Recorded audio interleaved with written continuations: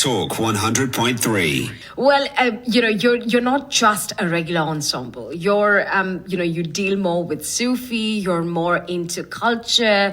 You're more into giving back, and very, very, I would like to say as a layman, very soothing, very calm, very touching. So, talk to me about your journey, Umeed.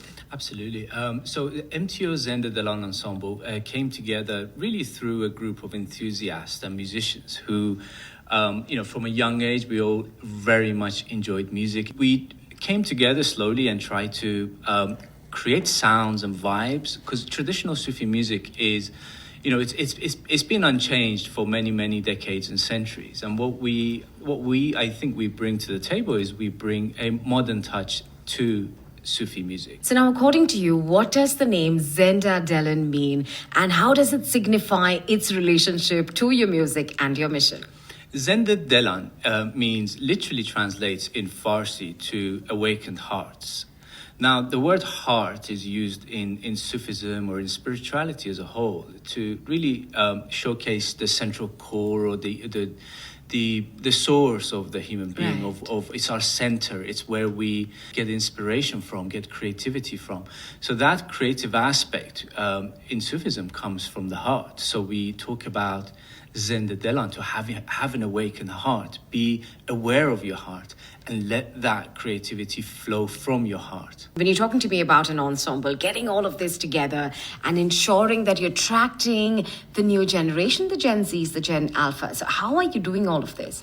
So really what we purposely do is we include a lot of the more recent generations, the younger musicians in our group, and they bring their own inspiration. They already know what they love. They have a passion for it. And we have almost, I would say, a 50-50 split between the traditional musicians and the modern musicians, or the classical Western musicians. When initially it was a lot of research going in to understand, because Persian modes are very particular.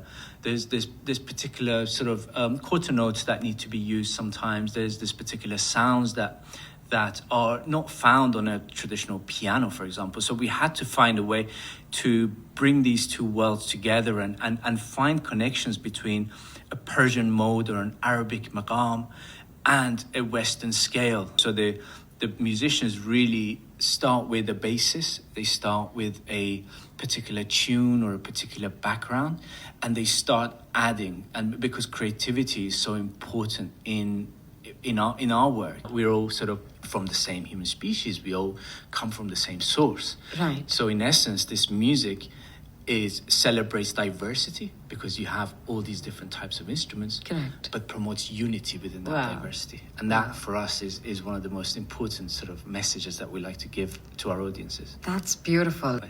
All right, we're talking about the art of Sama now. Can you talk to me a little bit about that? What is that, and why is that used in performances? Yeah, absolutely. And Sama is true listening. Sama in Arabic means to listen. Correct. And when you achieve true listening, that's when the emotion comes. It's almost they call it sort of a moment that you lose yourself. And you realize that the heart is the core, and you realize that the divine is within you. Oh, beautiful. And but it's not a losing control in a way that you lose yourself. It's losing your false self, losing your ego, and you actually find yourself. Right. So Sama is sort of that knowledge taking over, and that knowledge presenting that motion, that celestial motion that you see in the universe. Any particular reason why you took the timeless tale of Layla Majnun? And it's telling a story in a very, very worldly way. It talks about this boy and this girl who fall in love, etc., etc. But then when you read between the lines and you see the actual poetry between the lines, you realize the whole thing is a story about you and your love with the divine, and that personal connection with the divine, and the sacrifices that individual makes on that spiritual path. And the heartache and the yearning and the fact that you're so close but yet so far, all of that really spoke to us. Our latest live album will be released on the 19th of April, which is selections from the concerts of Layla Majnun, and that will be on all streaming sites. Oh, that's amazing. Now, yes, I know I have to let you go, but before you leave, if you can say something to uplift that sect of people, I'll be very happy. Someone going through a heartbreak. Okay, not necessarily it's love. It could be anything. It could be financial. It could be anything, or maybe medical even. If you have to uplift that person with poetry, what would that be? There is this poem by my Sufi master, Professor Sadiq Anga.